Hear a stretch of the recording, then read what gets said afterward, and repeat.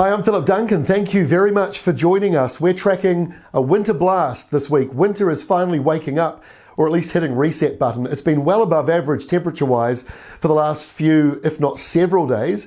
Now we get the reset, but just before it arrives, we've got another day or two of warmer than average weather. So on the animated wind map today, you can see the two main moving parts. The first one, this enormous block of high pressure, which is driving in this subtropical nor'easter for much of the country, fueled by a weak low to the north as well. So either way you look at it, it's a fairly mild setup. However, there's the cold southerly. You can see the blue indicating the polar airflow. What you see in blue there is below zero, and that's on the way to New Zealand. So before it arrives, that mixture of warm and cold will make for some heavy snow. Most of it is falling up in the mountains of the southern Alps.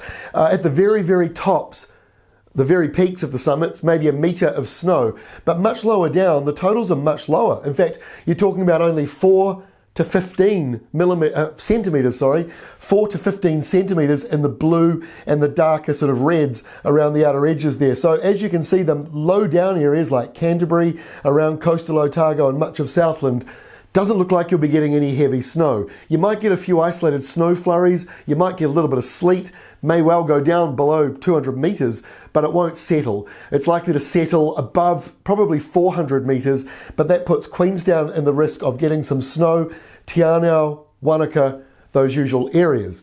So let's take a look and see what's going on around the country as we head in towards Tuesday. And I forgot to mention a bit of snow also for the desert road this week around the Central Plateau. So just be aware of that. In the North Island, just might affect travel plans on State Highway 1.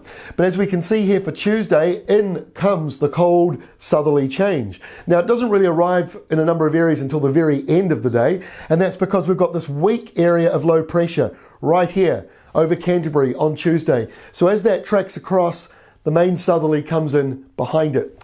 Now ahead of it, in the North Island, you don't have the subtropical weather anymore, that's gone, but on Tuesday you've got the westerlies coming back. So either way, that's still fairly warm. So it's another mild day, although you will notice the rain clouds coming back in.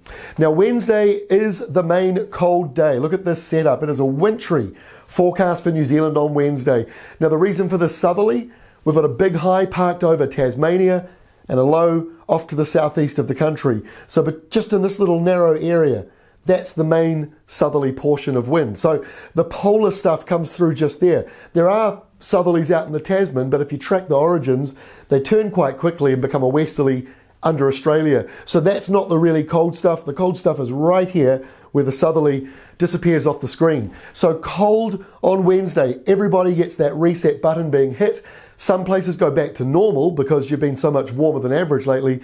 Others though, you go below average, go below normal for this time of the year. And it stays cold and wintry on Thursday, maybe a bit sunnier though. The sun certainly looks like it'll be out on the west coast, and as the day goes on, it appears around the western side of the North Island. But for the most part, it's a wet, wintry morning, and then it improves probably later into the day. For some of you, maybe not until nighttime. And then we get to the end of the week, and Friday, well, we hit reset again. Another wintry southerly comes on in. So another burst of heavy rain and then snow on the mountains, another burst of strong cold winds and southerlies moving up the country. Although again on Friday, the North Island might just have a little bit of a warmer westerly before that colder change arrives. And this is our final map for Saturday, showing once again another much colder south to southwesterly. Not as cold as the main one this Wednesday, but just gives you an idea that on Saturday there's another surge of cold weather moving back across the country with windy westerlies or windy southwesterlies coming in behind it. So with all the wind, frosts aren't so likely, but we will be seeing a definite temperature drop between now and all the way through until next Monday. Temperatures will be down on where they have been. That's all from me. This is normal weather for this time of the year. In fact, it is well overdue. I'll see you again on Tuesday.